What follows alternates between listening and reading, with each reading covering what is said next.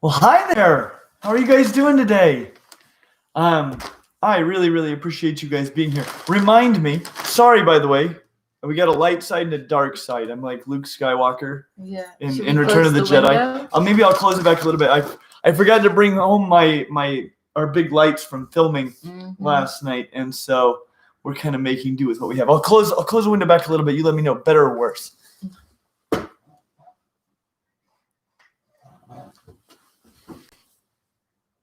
I'm happy with that. Yeah. You happy with that? It's fine. That decent?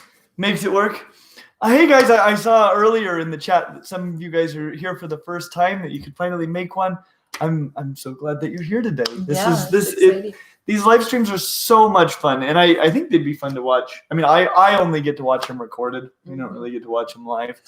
But I think they're really fun recorded too. But it'd be really cool to be able to participate and stuff like that. I actually, there's a channel that I follow called The Brit Chief.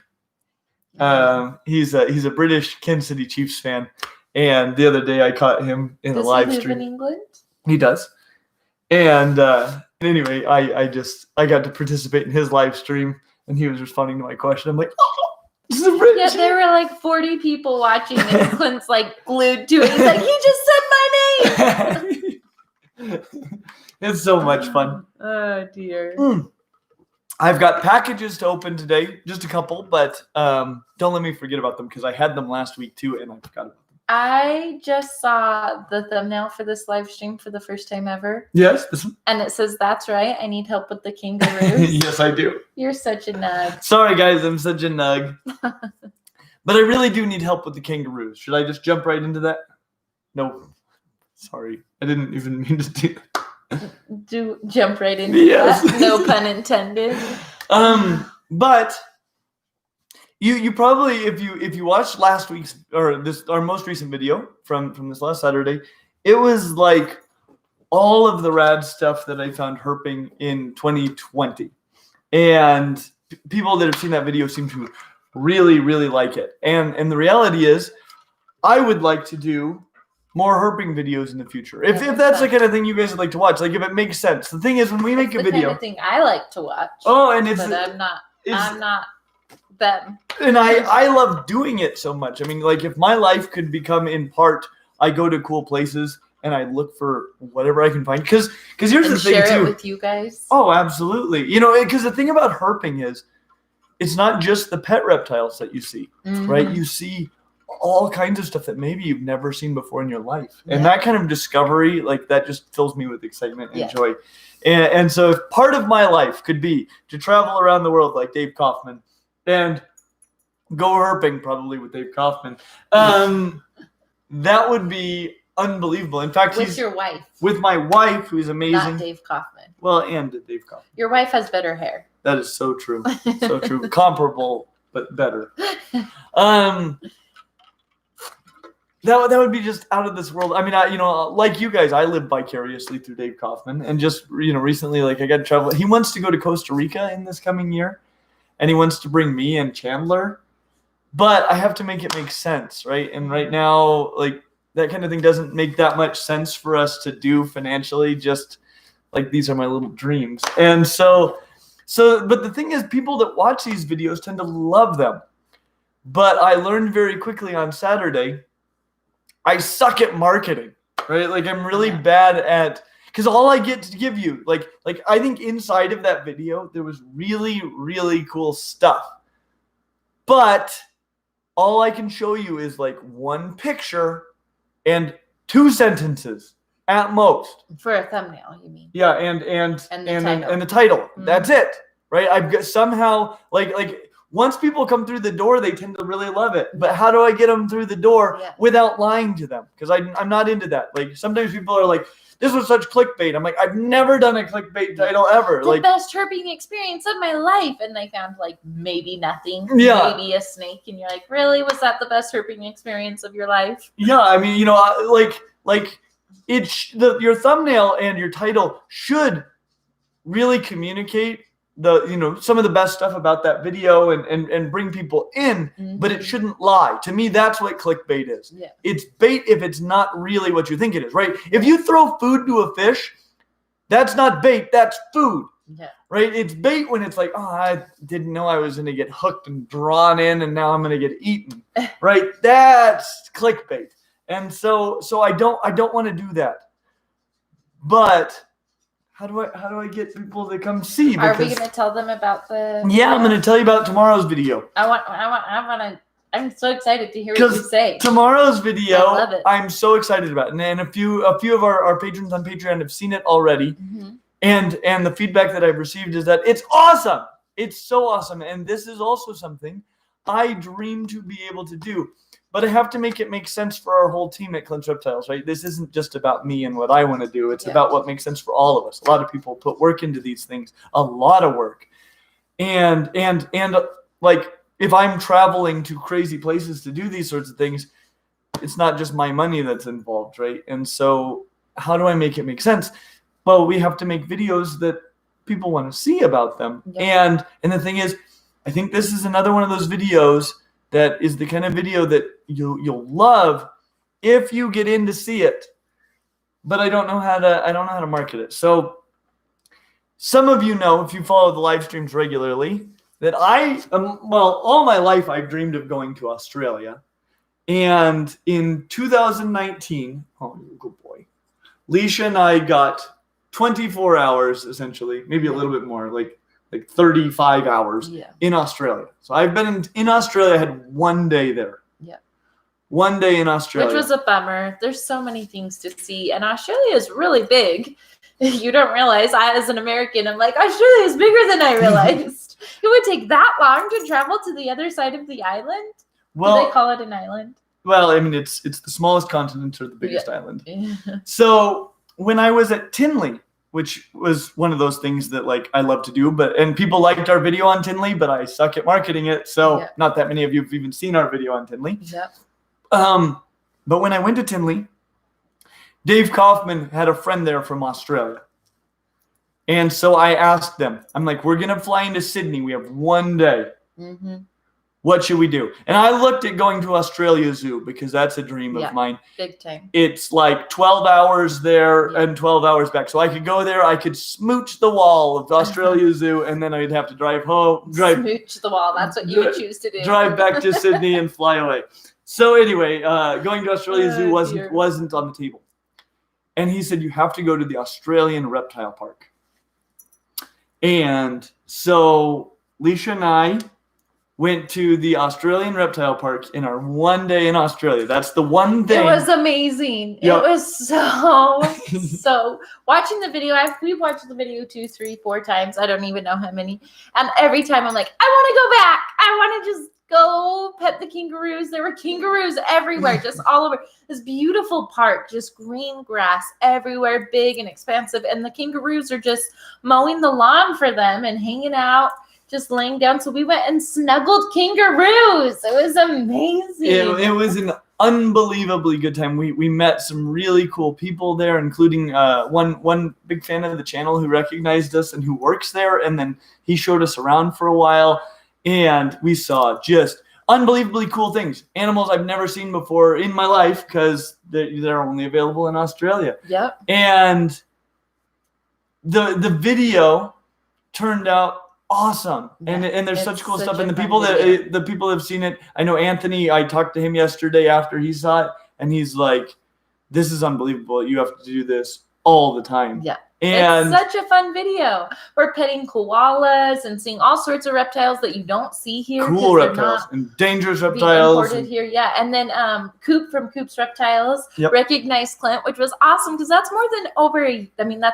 Yeah, that was at the end of 2019. Like our channel was much smaller then. Much smaller, and he was like, I wish I could do the accent, but he was like, Clint, I watch your channel, mate. Yeah. It was so cute. I'm like, you do, Clint. And then Clint got all excited. He's like, I have a friend in Australia.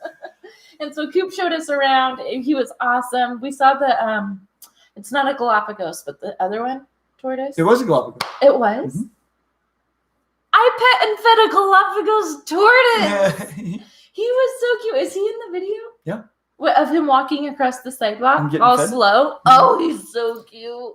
The video is full. It's so cool. It is so cool. But I don't know how to convey this in a picture and a couple of sentences. How do we market it? How do we say, like, this was such a cool, amazing experience. You're going to see incredible things in this video. You'll learn a lot. Clint talks about marsupials and different fun animal facts, which I love. I love going to zoos with Clint because he has all of these, like, rad facts that he kind of just slips in here and there, and I love it. Like, it makes me feel good because Leisha, with both the herping video and this zoo video, she's like, that's exactly what it's like going to a zoo with you. Well, and that's what I would hope for. And anyway, I really need your help. Like, what is a title for a video like this? I mean, we saw dangerous things, saltwater crocodiles, inland taipan, death adders. I mean, you know, there's all sorts of cool stuff like that. You know, blotched blue tongues and shingleback skinks and let's see, you know, all lace monitors and water, parentes, Australian water dragons, just wild all over the place. You know, all kinds of cool birds and marsupials. I mean, you know, we pet kangaroos. There's emus. We snuggled kangaroos. How? Like, what is a title that you'd be like, I would definitely click on that title? What would you want to see on a thumbnail? Because if you try to put everything in there, it just becomes like a whole mess and nothing. Yeah. And like, this is something I should mention. Last week, our first title was our first thumbnail was busy, but it had like all kinds of cool people in it. You know, it had Chandler, had Dave, it had Brian Cusco, it had just everybody. Nobody was watching that video, right? That launched out just flat as a pancake. And then I changed the thumbnail to something about the sun spider, the sulfugen, and all of a sudden views started to recover because it was like way by our worst video in the last 10 by like miles. And I was like, no, because I want to do more herping. Yeah. And then we got it back to where it was like not falling super flat. And then I changed the thumbnail again when you guys told me that you liked the iguana picture better. So I changed the title to go along with that. And now it's like performing sort of like a normal video. But I spent so long figuring this out, and it was all your help. So I'm asking you, help me now. Yeah. Help me now before the video launches. I've been keeping my eye on the chat. Somebody commented and was like, they don't read the chat. But I do. I keep my eye on it as Clinty's talking. Yeah. So give us your ideas. Please. And if you're watching this video not live, comment it because I'll still see that. I'll see all those comments before. Rad Australian wildlife. That's a good one. There was more up there, but I didn't see. Let me scroll up there. Crikey, mate, we went to Australia. Cute. I love that one. I would watch that. Well, anyway, I keep these ideas coming. We'll also be answering all sorts of other questions and things today. Let me open one of these things. Did you see a platypus? I will tell you that we definitely saw some monotremes, which are egg-laying mammals. Clint Zoo Adventure from Down Under. Super rad Aussie animals at the reptile park. Exotic animals like you've never seen with all of my friends. Cuddling kangaroos. I love the alliteration. Somebody said, I don't pay too much attention to the thumbnail. If it's a Clint's Reptiles video, I'll watch it. Exotic reptiles down under or something like that. The raddest reptile park I've ever been to. Echidna? Newt Scamander said. There's a bunch of really good ones. Learning about animals in Australia with Clint. That's fun. Love it. These are some great ideas. Yeah, keep them coming. Because I know there are some of you guys, probably a lot of you that are here that, you know, you'll watch all of our videos and we appreciate that so much. So much. But I do know that not all videos do the same. And you know, you guys are the minority, and we so appreciate you. Can I tell them about another? Amazing zoo down under. I got to snuggle with kangaroos. Cute. Love it. I should have paid attention to which. So I have two. Okay. So this is the one that goes with this package. This is going to an Australian zoo. I'm going to open this while we continue to read those. Who is that from? So this is from, oh boy. Dimitri? Is that how you spell it? Dimitri? I think so. That makes sense. Dimitri Roman. who's actually local, just up in Lehi, Utah. Not very far from us. Oh, super. Oh, I'm going to show you guys that in a second. I want to see. Isn't that awesome? Cute. How old is this person? Does he say? I don't think he's super duper old. Cute. Is that a crocodile or alligator? I think that's probably a caiman, but it could be an alligator. Oh, I can see the caiman nose. Let me hold it up for you to see. It's really you guys cute. ready? So this is from Dimitri, and he drew that. That's I'm trying so to see amazing. if he says how old he is in his note, but How cool is that? I don't see it, but that is amazing. And let's see. He's got a couple questions in his letter. I don't have time to read the whole thing right now, but let's see here. He says, there's a few. How much will it cost to get in the room? Well, if you come in person someday when we're open, it's $10 a person. Our goal is to have it cheaper than a movie, but a lot more real. Clint just blurted that out one day. He's like, it's cheaper than the movies, but it's a lot more real. And I was like, I love it. That's our catchphrase. So on our posters and flyers and things that we hand out, it's cheaper than the movies, but a lot more real. Let's see here. He says, is it just for events or open to the public?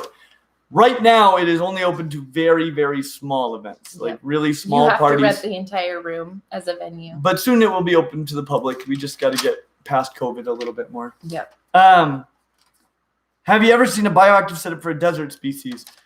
Yes and no, and we're working on that. I'm doing some experiments at the room with that right now. And what is my favorite book? Do you know? Your favorite book? Uh-huh. You don't read a whole lot. I read a whole lot, but not a lot of novels. That's true. But my favorite book is the... Wait. Chanel. That's not a book. It's a book. The National Audubon Society Field Guide to North American Reptiles and Amphibians. That is not a book. What's your favorite novel? My favorite Jurassic novel? Park? Probably not. To Kill a Mockingbird? I think the most recent novel I read was it 1984 or did we read Harry Potter since then? I think we read Harry Potter. 1984 is an eye-opening sort of a novel to read. We read Harry Potter. That was good. Only the first one, though. That's the only ones me or Clint have read. Mm-hmm. I'm trying to get more time for reading. Are you? Yeah, but not. I mean, mostly through Audible and audiobooks. When we go on Audible road is not a trips, sponsor, but they could be because I like Audible. When we go on road trips, we do listen to books. But Clint is really picky. He's like, I don't read a whole lot of books, so if we're gonna read one, it has to be a classic. And I'm like, how about we just read this fun one? And we've read some just fun ones. Yeah, too. we've read Jim Gaffigan's book about food. Nothing just fun about that. Jim Gaffigan's amazing. All right. Do we have any questions that I should cover real quick before I get into the second package? Yeah, let's. Anthony sent $19.99, so almost a super duper chat. Almost super duper chat. He said, "For the reptile room, my friends, thank you, Anthony. Thank you. Amy B, I like this one a lot. She said, "Happy Friday, Team Leisha in the new year." Yes, Team Leisha, Team Leisha. I'm on Team Leisha. And Adam Lord said, "Greetings. I'm so sorry, but I have one of those dreaded questions for you. I have been very interested in buying an African house snake. Any advice?" I think Adam also emailed. African house snakes are really, really cool, and I would like to do a video on them. And there's a black morph of the African house snake, which really, really I love a jet black snake. That's one of the things I absolutely adore. Me too. And get one. I mean, they're kind of like a typical colubrid snake to keep in most ways. I don't have any special advice on them. Are they good beginner snakes? Yes. If you can find one, I think they'd be great. Awesome. Mr. and Mrs. Morelia sent a... Hi, Leisha and Clint. Maybe start a second channel for die-hard herpers/nerds as to not affect your main channel click rate. I'm not too worried about the click rate necessarily. It's more that we only have so much time and resources to use. Yeah. And so I do agree, maybe it would make sense to make a whole herping channel, but right now we can't even get up to making 2 regular videos a week on our one channel. Yeah. So having 2 separate channels would be difficult unless we only put out a video every couple months or something. I just want it to make sense, like if I can make it make sense to the rest of my team, then I get to go herping. Let's see. Gemma Soder. Hopefully that's how you say your name. Sorry. She just sent a super chat and that was it. So I'll look in the chat. Oh, there it is. Could you explain the venom of white-lipped pit vipers, please, Clint? White-lipped pit vipers? I can't. I don't know anything special about the venom of white-lipped pit vipers. There's probably, being a pit viper, there's probably a necrotic aspect to it.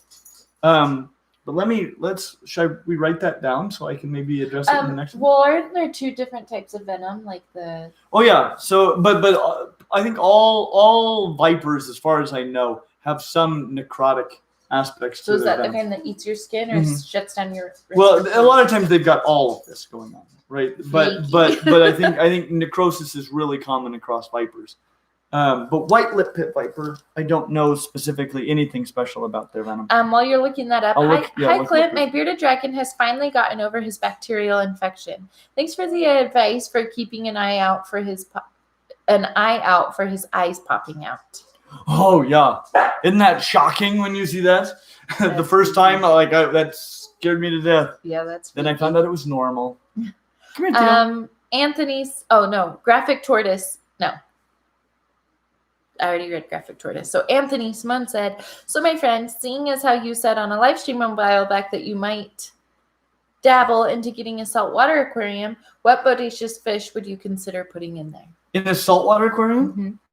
Here, I wanna hear his question a lot better here in a second. I've got this is a very, very brief amount of knowledge that I have. So this is from the Wikipedia page, which in the sciences, Wikipedia, there's actually been studies done, is more accurate than the average college textbook. And there's a reason for this. A college textbook is usually written by one or a small team of scientists who are really experts in a very small part of all that they're writing about. And then they're writing about everything else. Well, when you go to Wikipedia, if you're writing the article on the venom of the white-lipped pit viper, you're one of the 11 people in the world who know anything about the venom of the white-lipped pit viper. And so, and this is very brief, but it's giving us a range. Okay, results of bites from this species range from mild, envenomating to death. So somewhere in that range. Okay. The venom of white-lipped pit viper contains procoagulant properties. So this is going to be something that's going to stop your blood flow.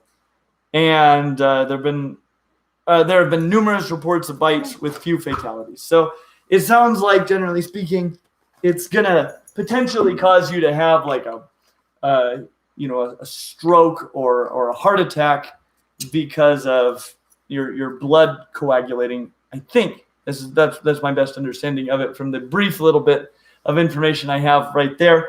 But then it sounds like it's fairly unlikely to kill you at your size. So this is a probably one of the better pit vipers to be bitten by, but I still wouldn't recommend it. Yeah.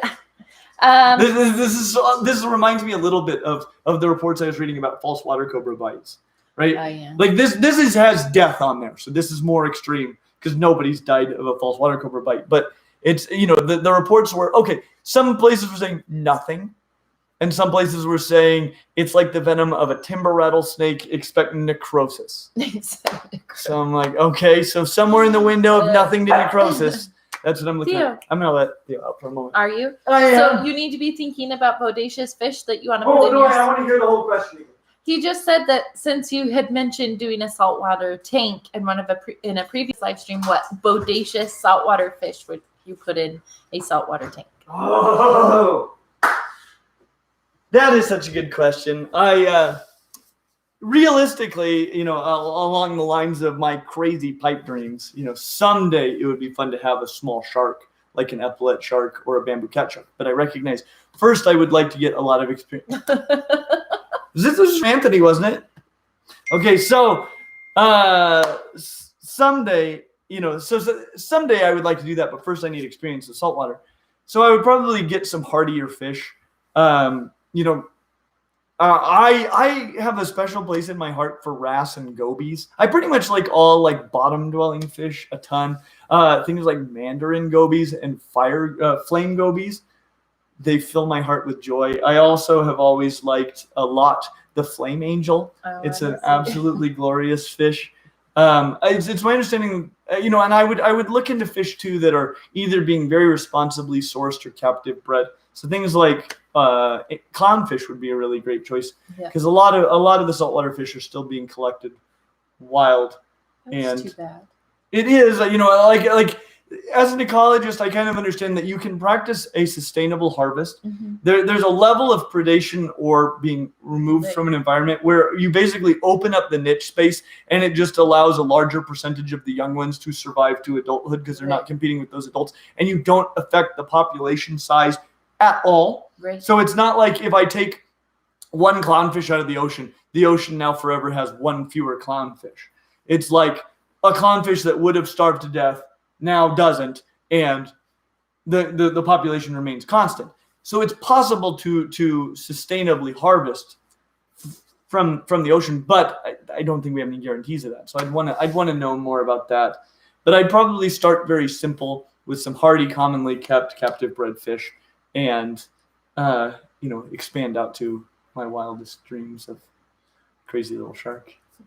Crazy little shark. You're crazy. Little shark. Sherry LBW said, suggestion for a book to read to the kids or with them. The last of the really great Wang Doodles. Fun fantasy adventure for kids and fairly short. My favorite of all time. That's a great suggestion. You probably have some great... My favorite types of books are children's books. Well, Leisha's degrees in elementary education. She's a kindergarten teacher. Yeah. You're the best at this. I love children. Right now, I got the kids some chapter books. Yeah, so Clint. And what were the other ones? Owen got Magic Treehouse books, and he had them. There was like 15 or 16 of them, and he had them all read within a week after Christmas. And we got Pennyroast what and age Junie group B. Jones. Were they asking about again? She just said she suggested a book for us to read to the kids. Oh.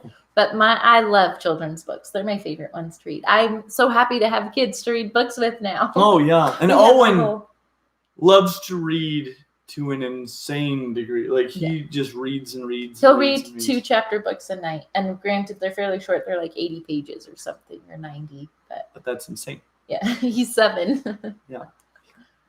It's crazy. He loves it. And he loves to read books, about everything. He loves to learn. He had a little play date come over yesterday from his first grade class, and I heard them upstairs, and Owen was reading books to her. It was so cute. That was Junie B. Jones, wasn't it? Yeah. Yeah, I asked the little girl, I'm like, do you want me to read some Junie B. Jones to you? And she was like, how do you know I like Junie B. Jones? And I'm like, I like Junie B. Jones. And she's like, okay, as long as it's the book that I'm on. She's like, has to read all of them in order, which is totally an Owen thing. Oh, yeah. Yeah, those two are like 2 peas in a pod. Yeah, that was really fun to meet them. Okay, so the next question is from Wiccan's Wicked Reptiles. Hey, Adam. He's from Utah, isn't he? I think he's from Canada. Canada. It is Canadian dollars. Okay. I should have looked. Can you do a video about the human wife? Been looking for some care information. Your human child was helpful. What would I get rated, Glinty? I don't know. We'd have to sit down. Hopefully higher than 0. Well, and it wouldn't be. You got to keep in mind too. The rating isn't just for Leisha. Like, Leisha's a different rating. She's obviously not a 5 out of 5. I'm high maintenance. Well, availability's low.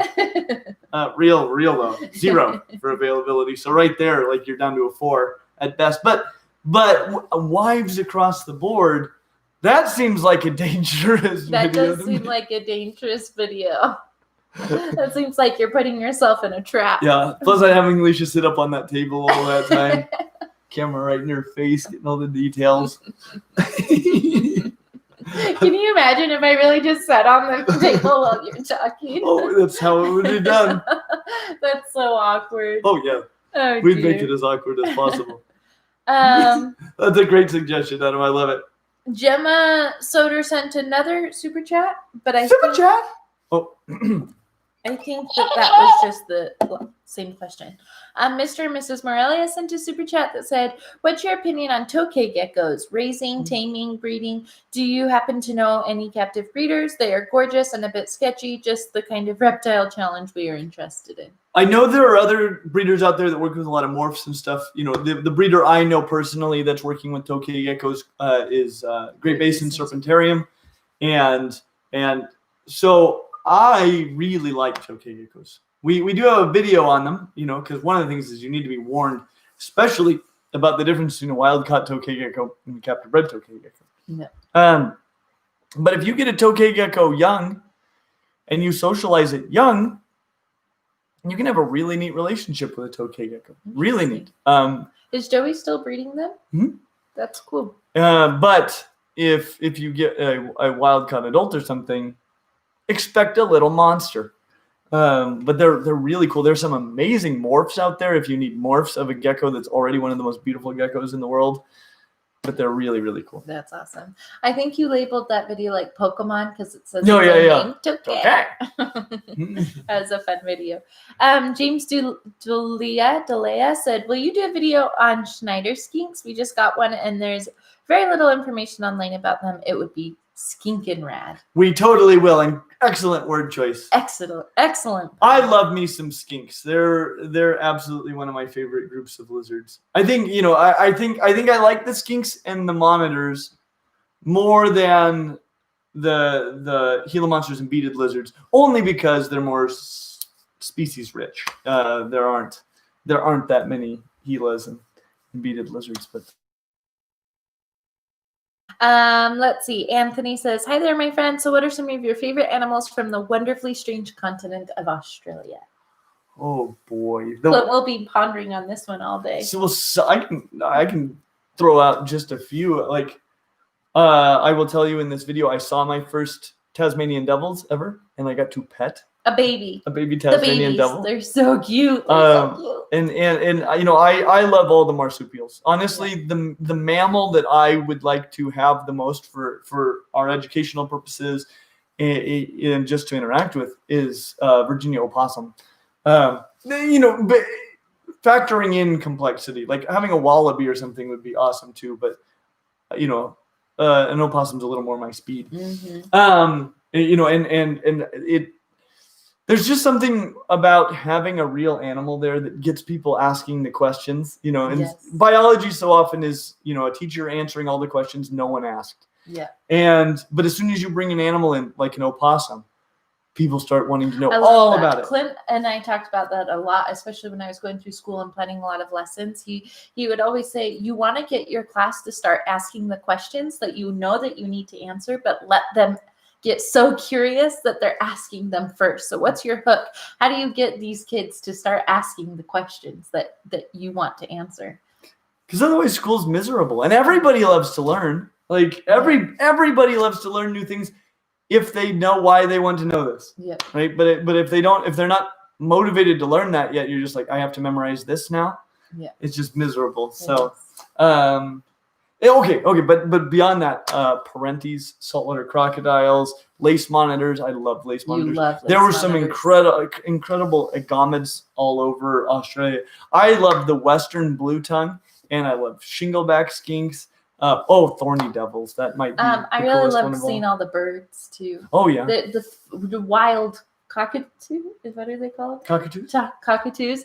Just in the wild, they're just flying around there. These beautiful, majestic birds that you see. Like, I remember when I was in elementary school, there was if we had an assembly and these people brought these animals, and I remember the cockatoo. It was like burned on my memory. This beautiful white bird with the yellow frill, and so beautiful. I was like, that is such. And I was probably in like second grade or something. That's such a pretty bird. I love it, and it was so special and unique. And then we go to Australia, and they're just flying around. I'm like, what the? This is amazing. It was really. And we saw a wild kookaburra. Yeah, kookaburra. Thanks for getting my language. Oh, of course, obviously kookaburra. Oh, tawny frogmouths. Yeah. Yeah. Golly, Australia is full of wonders. I would like to go there and really explore. My one day in Australia absolutely taught me how to do a visit to Australia. And it's actually what we applied to our recent trip to Florida, which Leisha's making a video about that, which you're probably going to today. Yeah, I want to. If I can get Chandler's sign off on it. Okay, so sometime, there's a lot of Chandler from Chandler's Wildlife We went to his house and he showed the kids all of his animals. It was a lot of fun, but I want to include that because that's like the kid's favorite part. So I want to make sure that was okay with him. So anyway, but yeah, so she might make a video on this, but one of the things that I learned from our day in Australia is never tie yourself to a big city. No. Right. We had the same problem when we were in New Zealand, and it's because we got these hotels like way in advance, and it's like, don't do that. Yeah. Get a hotel for your first night, and then no more hotels. Then just go. Yep. Get the heck out of that big city because it takes you so long to get into and out of that big city, and you can't travel very far. Just start wandering. Explore and find some little town somewhere in the middle of nowhere. We did that in Australia and it was amazing. We were driving back from the Australian Reptile Park and I was Googling like best beaches close to us and best wildlife, and we would just pull off and explore these places. And one of the places we went to had this really cute little villagey type town, and we got some Asian food while we were there, and our server was such a nice guy, and he was like, "Where are you guys from? I've never heard that accent before." Yeah. It was amazing. Yeah, we were these exotic flowers. Yeah. And we're never exotic flowers. No, we're from the Midwest.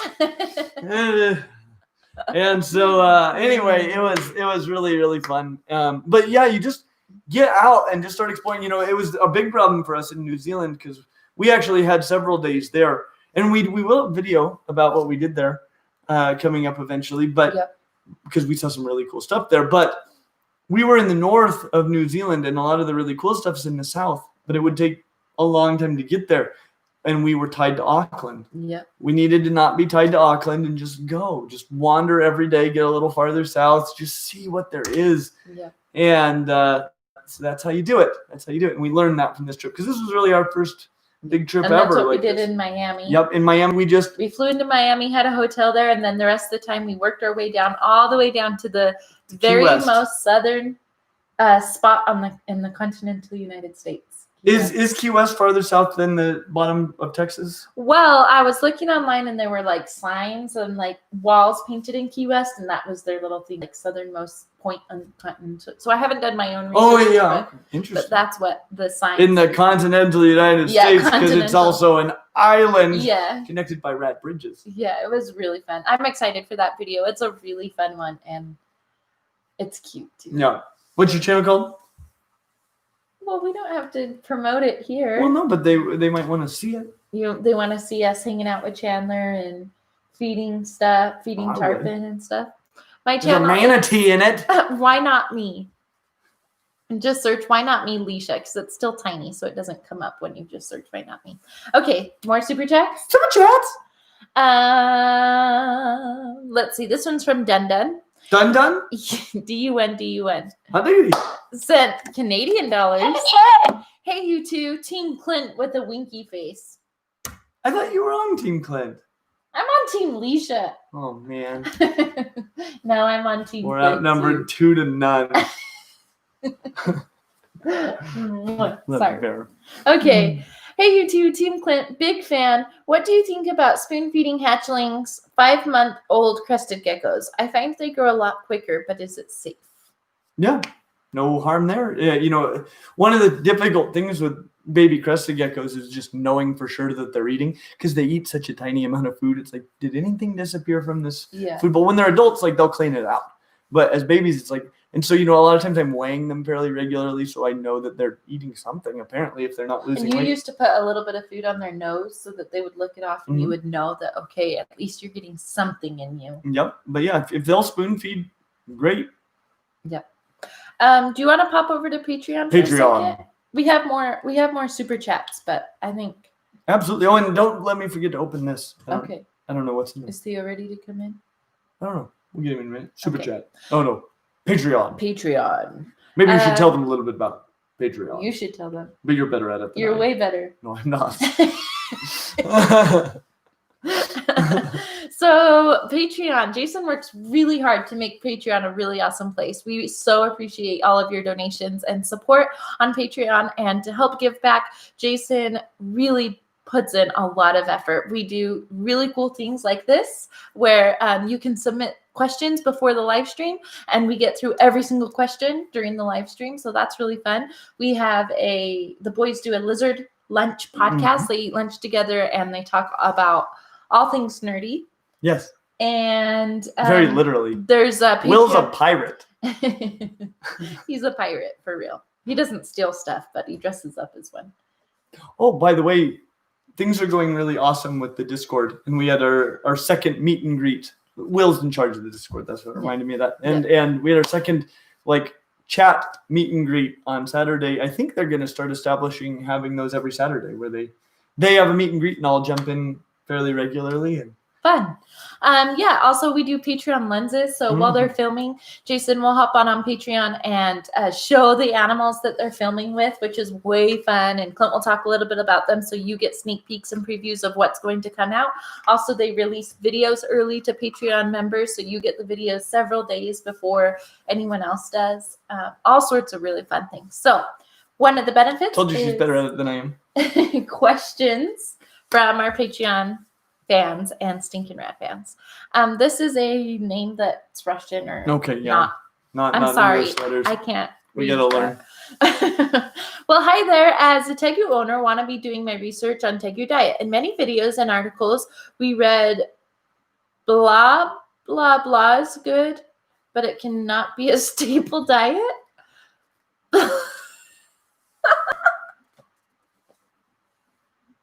It literally says, we read blah, blah, blah is good, but it can't be a staple diet. No, it cannot. What Gus?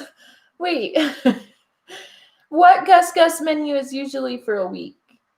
What is Gus's menu? Okay, so as far as what can be a staple diet, really, with Gus, what I try to do is just variety. So I don't know if I would say that there's a super duper staple. One of the things I like to give him fairly often, because he likes them so much, he'll just eat them whole, is collard greens. He destroys them. Hates them. He's so funny. He picks them up and shakes them like they're alive and chomps them up. Yeah. So collard greens he gets quite often, and he loves fruit. Obviously they love meat. You can offer a number of things like ground turkey, and things like even like a high quality low fat dog food, moist dog food can be good for them. But just vary it up as much as you can, and not too much protein, and not too much fat, especially if your enclosure isn't epically large. Yeah. If they have a huge enclosure they explore all day long, then they can use a few more calories. Cool. Anthony says, hello there, my friends. What reptile species do you think will become more popular in the reptile and hobby in 2021? Emerald trees. Emerald tree skinks, because they're amazing. They're so darned amazing. It's ridiculous. Peter's banded skinks, if we start having success breeding those, they're also out of this world amazing. What can I think of? Anything that doesn't end in skink? What snake do I think should become more popular? False water cobras, I think they're going to continue to become more popular, just because there are so many places like Snake Discovery and here and stuff that are talking about them. Because I'll be honest, until I was with Emily holding her false water cobra, I didn't really think of them as pets. I'd seen them at the zoo. I knew they were venomous, and I'd only seen them at the zoo. Yeah, you came home from Emily's house, and you're like, we're getting a false water cobra. Yeah. I want that. That is like a dream thing. They're unbelievably cool. I suspect emerald tree boas should be getting more popular in the future. Interesting. They're real cool.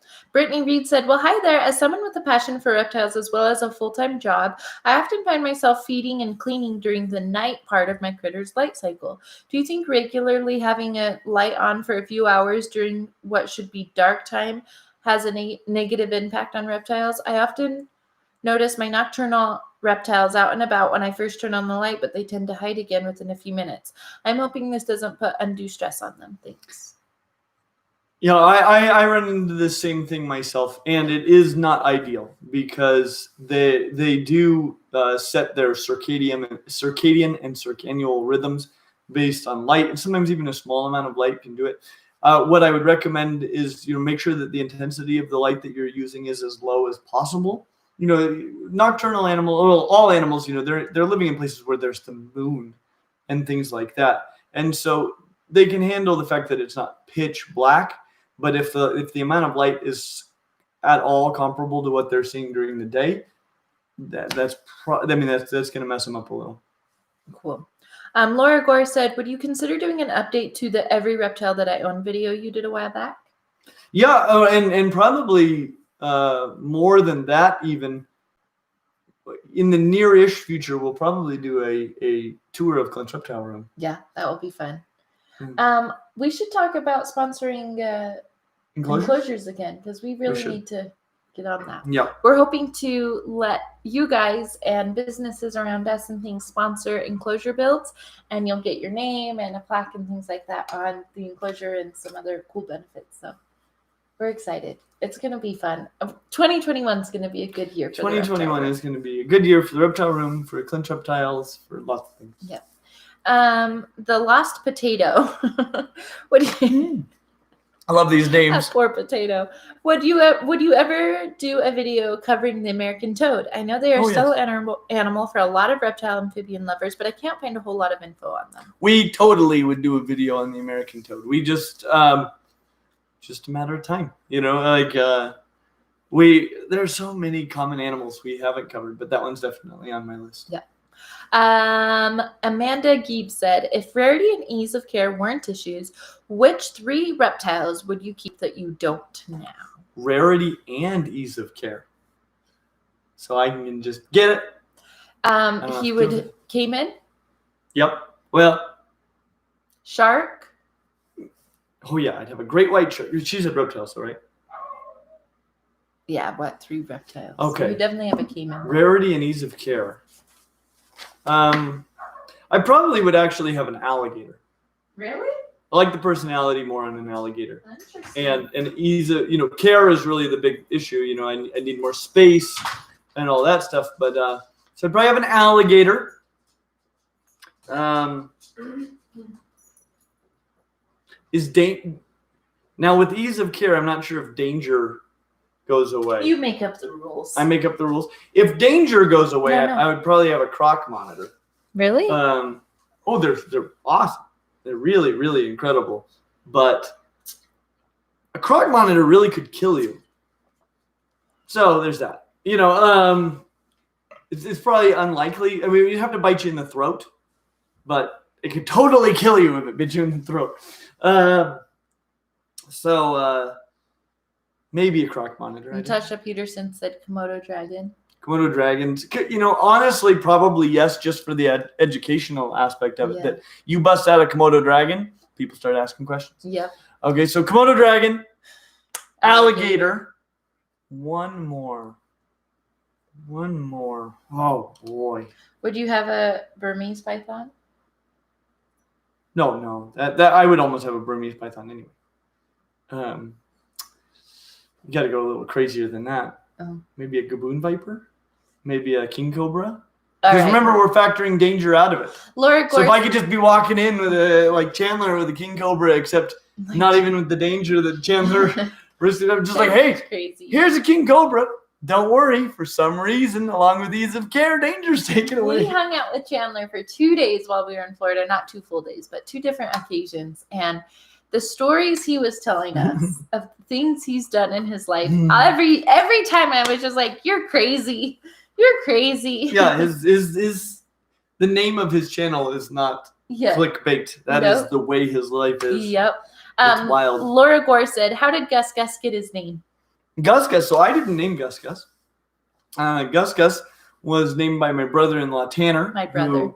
Who went with us I found Gus Gus. He needed to be rehomed, and he was still fairly young. And he was very young. He was only like this big. And so we went up to see him because my brother-in-law was looking for a lizard. I'm like, well, this is a pretty intense lizard, but he's also a really cool lizard, and maybe, and he's like, okay, well, I want to go see him. So we went up to see him, and Leisha and I fell in love with Gus. I fell in love with him immediately. And I'm not like that with animals. Usually Clint's like, is it okay if we get this? And I'm like, I don't really want to. But I saw Gus, and I was She was like, we have to get him. I want him. And but we went up there so her brother could see him. And so, he was sort of like, I don't know. And I said, okay, well, we want him for sure. So why don't you get him, see if he's a good fit for you, and if not, we'll take him. And I remember you saying he's a lot of lizard, so if he ends up being too much lizard for you, we'll take him. And so her brother had him and named him Gus and had him for probably Nirvan Yanam said, I don't know Gus. Gus is our Argentine black and white tegu, and he's just wonderful. But your brother probably had him for a month, maybe 2 months. Yeah. Somewhere in there, and then he decided he was too much lizard, and so we've had Gus ever since, and we just never changed his name, and people like it. It's the kind of name that I do love for animals, like Shovel Face or Buttercup. It's the kind of name that the name takes the edge off. Yep. I've seen Clint do a lot of presentations, and usually I'm in the back either taking pictures or just watching, and I sometimes just come and help with transportation and carrying stuff. And so I've been in a lot of presentations, and anytime he pulls out a reptile with a really cute or silly name, the most scared people are always like, of course it's named Buttercup. Yes. A freaky snake named Buttercup. Like, I always just get to overhear and eavesdrop on what people are saying while Clint's doing presentations. But it really does seem to help a lot. Yeah. And so I do love that sort of name.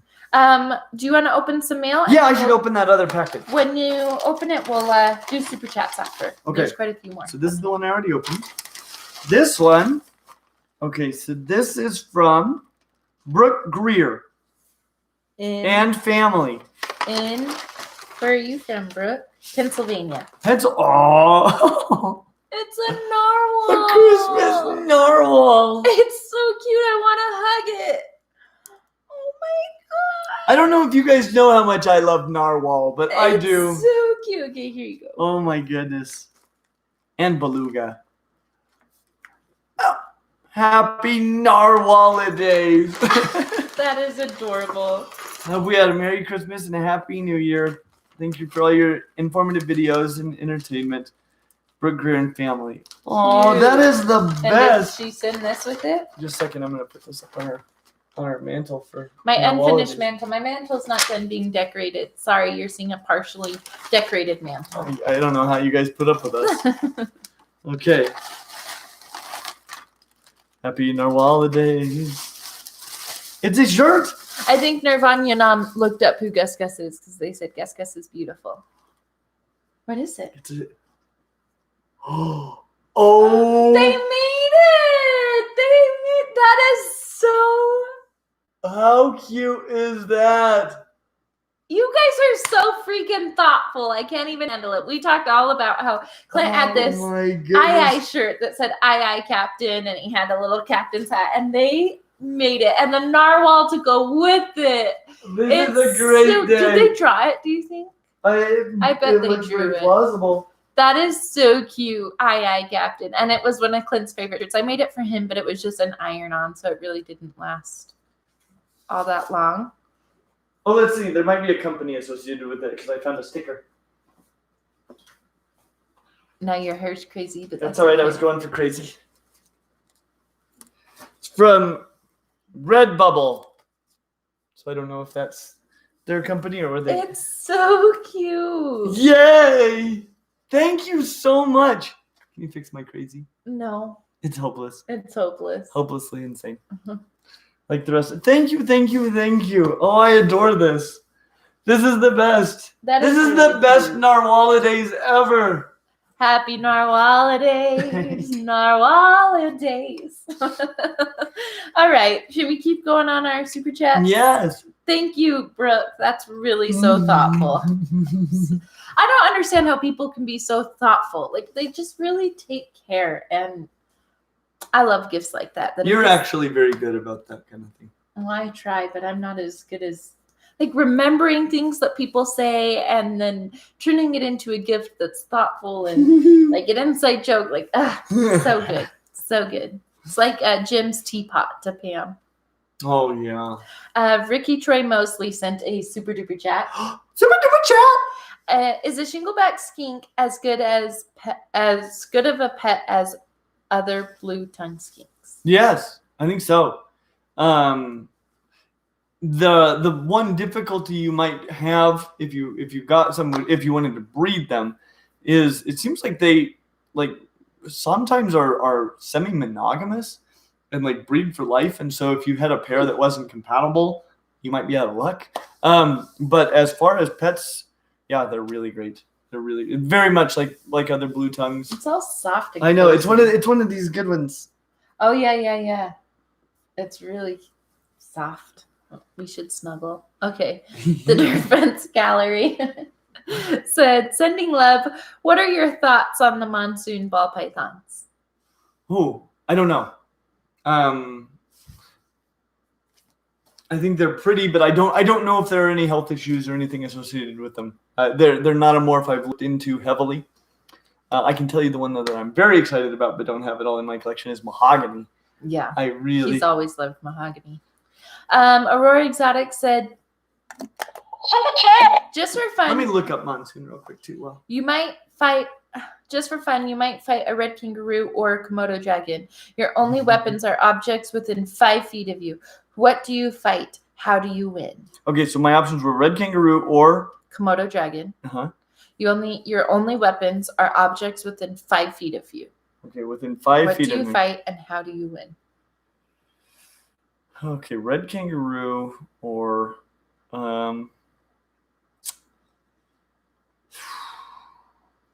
boy.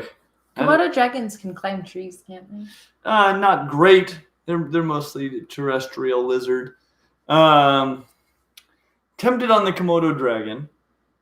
The red kangaroo, though, seems like it would lose interest in the fight sooner, right? Because red kangaroo doesn't it's not a predator prey thing. It's just wanting me to run along. Yeah. And I'm thinking I might use this move, where I put my hand on its forehead and hope it can't kick me in the stomach. I think it could still kick you. You think so? They're about my size. So fighting a red kangaroo, okay, and it has you to have some stools. You could yeah, use a stool. Yeah. The stools would really actually be very effective. I think, especially against a red kangaroo. Though, okay, no, I use a stool. I use a stool against kangaroo when I fight the kangaroo, and I mostly just keep that stool between me and the kangaroo. Yeah, that's my plan. Because I don't want to hurt either of these creatures. No. They're delightful. You win by.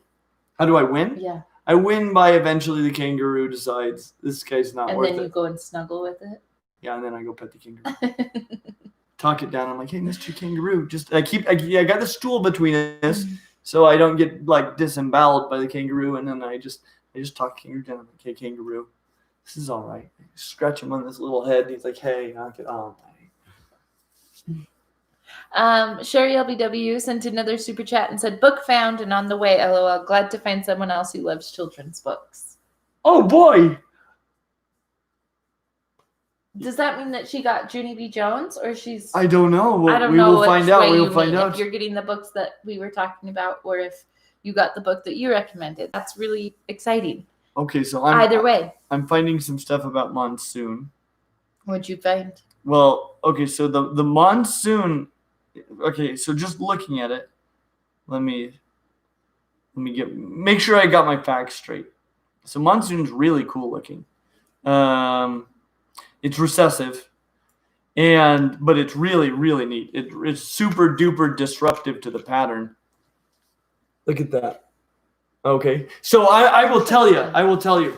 Now I have some thoughts on monsoon. Some big thoughts on monsoon. Big thoughts. Because one can only have so many recessive projects, right? Because when you breed a lot of recessives, it's really hard to work new genes in because all you end up with is a whole bunch of hets. Mm-hmm. And how many hets do you want to have just lingering around in your collection? I personally don't find them that much fun. And so I'm like, you should limit yourself to like 1 or 2 recessive projects. And of course, piebald is one of those recessive projects that you have. So your other one, of course, yeah, the other one has to be, something really worth doing. I think clown is really worth doing because clown changes things up so much that it's like, that was so worth it. Axanthic and stuff to me isn't quite worth it because a lot of times they brown out as they age, and it doesn't change the pattern or anything. It's like, it's really cool. I love them, but you can't have too many recessive projects, and that one's not cool enough to make it worthwhile to me. Albino, maybe. I don't love albino snakes because I don't know how affected they are by light hypersensitivity, and they can't close their eyes any more than their eyes are already closed. And so I worry about that a little bit. Mm-hmm. And so albino's not one that I get quite as excited about. But this monsoon, as far as I can tell, it messes things up so much with that pattern that you're going to produce some stupendously unique snakes, even more unique than clown. That's cool. And so monsoon has my seal of approval, and now I'm fairly interested in it. This is a different Anthony. This is Anthony Bontumasi. Will you ever review and rate Mellors or Parsons chameleons? Mm-hmm. Which ones are those? There's some of the bigger chameleons. Cool. And so we'll do all kinds of chameleons one day. We haven't even done veils though. Yeah. I'll probably go somewhere at some point where there's a person who just works with a ton of chameleons, and we'll do like all the 4 or 5 chameleon videos. Yeah. A Draconius, what's your opinion on iceberg lettuce as part of a reptile's diet? Basically water. So don't treat it like anything but water that you're giving to them. Like they darn well better be getting. Is it okay to give them iceberg lettuce? Yeah, I don't think it does any harm other than the fact that, a reptile could starve to death on a diet of iceberg lettuce. You could too. And so you don't, you don't want that to be their exclusive diet by any stretch of the imagination. Let's see. Gemma Soder sent another one, but another super chat, but there's no question with it, and I don't say anything. Well, thank you very much. So thank you. Dun sent $5 Canadian. I have lots of experience with Cresties and Leos. I now have the opportunity for either a blue/pink tongue skink or a lychee. Ooh. Recommendation, why or why not? That's a hard choice. Yes, all of that. Get both of those things. Mm-hmm. So I will tell you my experience at the moment. Of those 3, I have only the blue tongue. The only reason I have only the blue tongue is economic. Okay, yeah. The pink tongue. We want a lychee really bad. Oh yeah. If I didn't have a blue tongue and I was trying to pick a skink to get, I would be torn between a blue tongue and a pink tongue. Pink tongues are really cool. They're smaller and slightly more arboreal. So blue tongues are really good for presentations that we do. But so would a pink tongue. But yeah, blue tongue is nice because it's a big sturdy lizard, but it's actually like it lives sort of like a smaller lizard. Mm-hmm. And they're really easy to take care of. I think your diurnal interaction with a blue tongue or a pink tongue is going to be better than your diurnal interaction with a lychee. Because a lychee during the day is just mostly going to be kind of asleep on the wall. But lychees are stupendously cool geckos. They're another one of those that people ask lots of questions when they see one. Yeah. And the care on all 3 of these lizards is very easy, but lychees eat crested gecko diet, which is one of the more delightful things there is. Housing a lychee is going to be a little bit easier, I think. But these are all great pet lizards, and my recommendation is, if you can, get them all. Gemma Soder just sent another super chat, but then in the chat it says, thank you for the answer. Sorry, can't keep the super chat and reaction in one thing. Love from Holland with hearts. Oh, thank you so much. Holland, that is amazing. I love hearing where you guys are from. Oh, yes, that Friends is the coolest all thing. over the world. Holland is where the Tulip Festival is. Is that right? Could be. I would love to see that. D. Kirkbride just sent 2 pounds with no question. Thank you. Thank you very much. RGO said, omitting chameleons, what is your favorite Madagascan animal? It can be living or extinct. Oh, boy. Aye. They do fill me with joy. And it could be extinct. Madagascar has really cool stuff. But yeah, for now, I'm going to say the eye because that's one that, like, we went to a zoo one time that had an eye. And I was like, oh. We did. Yeah, but it was in the dark. Yeah, it was in the dark. But we could we could see it every now and then. Yeah, I could barely. I don't know. I'll stay in there for about as long as it takes to see an eye. Yeah. Just a little eye pass through. We are up to date on Patreon, on mail, and on super chats. Holy smokes! We did good. We did great. Well, this has been a blast. I don't want to end just yet though. Okay. I want more time. What do I do about tomorrow's video? They were sending some really great suggestions. Well, can you tell me some of them? Do you want me to scroll back up? Or any of them that you remember? But I want more. I want more, please. Because I like. What should I put on the thumbnail? I feel like it can't be a ton of things. Should I put like? I think I've talked to some of our people. Like, I think maybe there should be a kangaroo on it, but also like, should we do a death adder on there? Should we do a taipan? A fierce snake, or an inland taipan. We saw parentes. Galapagos. Yeah, Galapagos tortoise. Lace monitors. What are they called? Tasmanian devil. Tasmanian devils. Like what? I can't put all this stuff on there. Like if I had to pick one of those things on there that you'd be like, I want to find out about that. Which of those animals is the most interesting?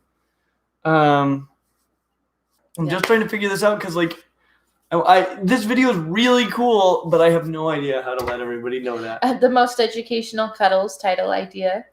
I liked the ones that were like Rad Zoo from Down Under, or we go to Australia. There were some really cute ones like snug cuddling kangaroos and like Rad Zoo or something. We went to a place literally called the Rad Zoo. So yeah.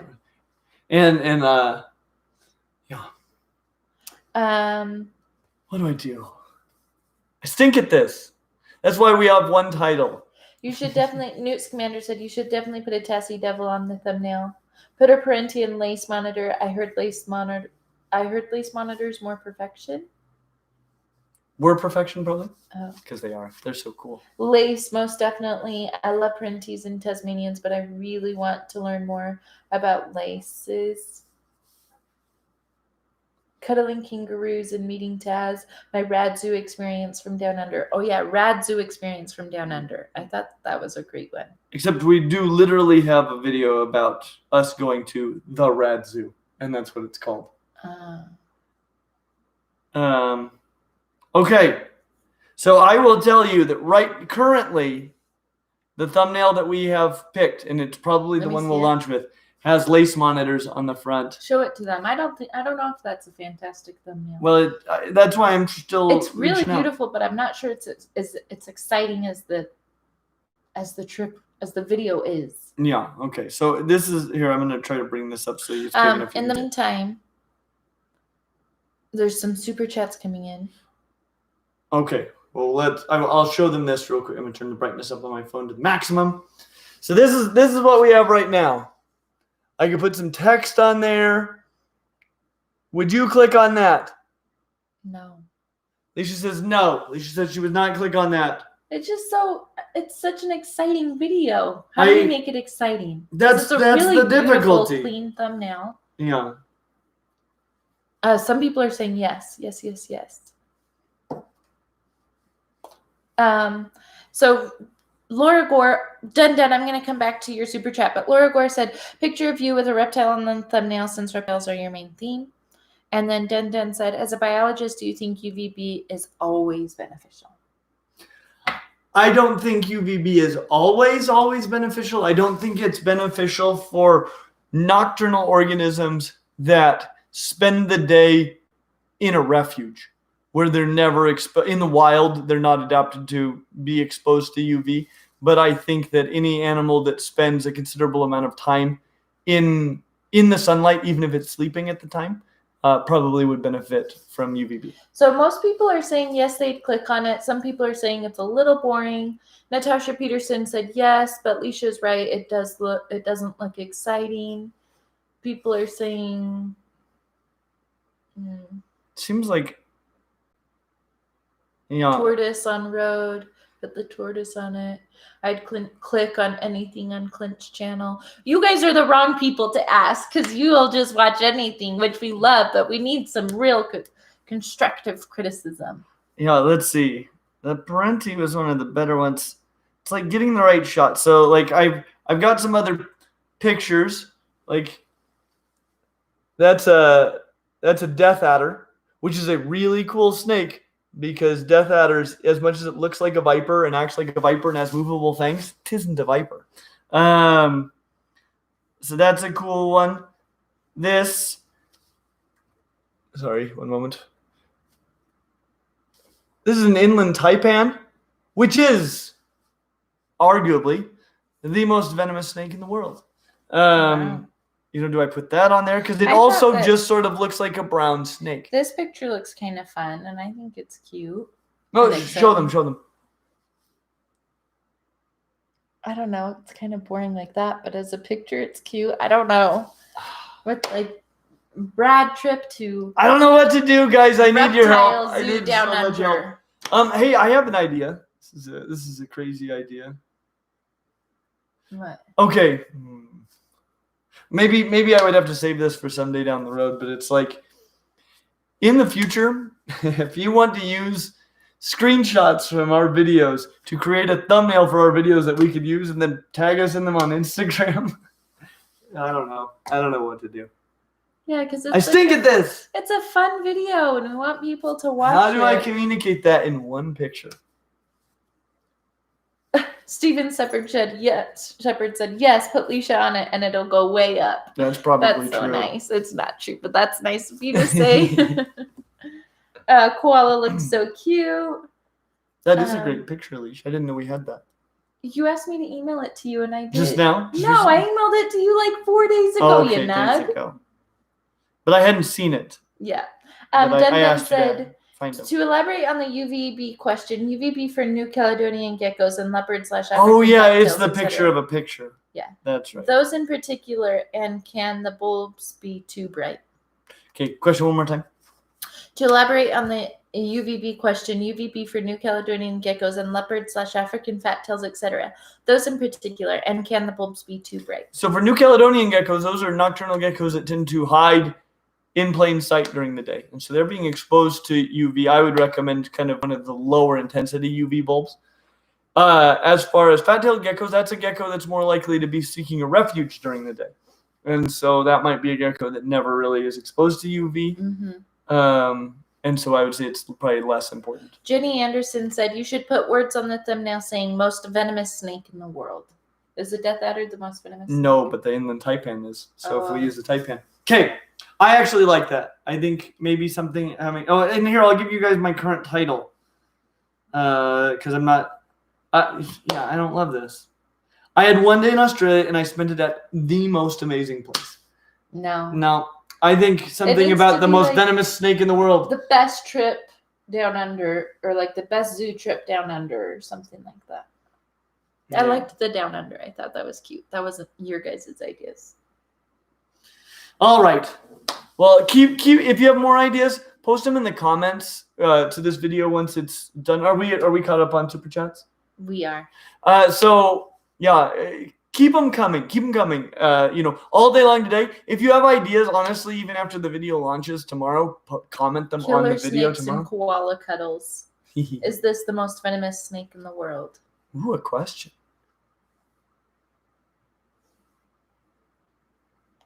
Was it the best trip ever? Oh man, we need help. We should take a marketing class, social media marketing or something. Maybe I'll do a poll later today. I'll come up with a few titles and throw those at you and just see what you guys think. And maybe I don't know. You guys really helped me last week, but I would rather start strong instead of realizing, oh gosh, this is doing terribly. Killer snakes and cuddling koalas, and they did cuddling with a K. If I had one day in Australia, ...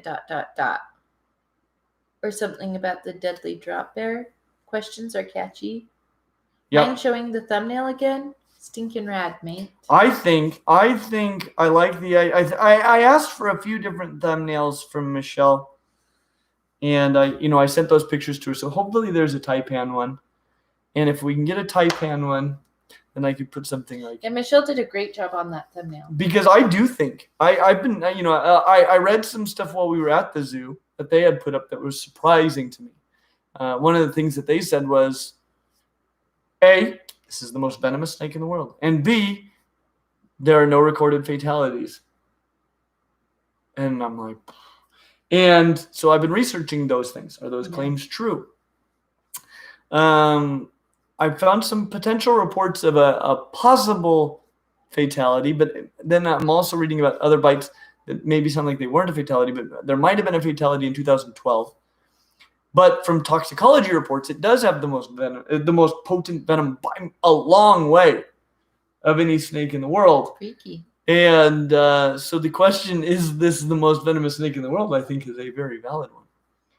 I could even ask a question like, is this the most venomous snake in the world?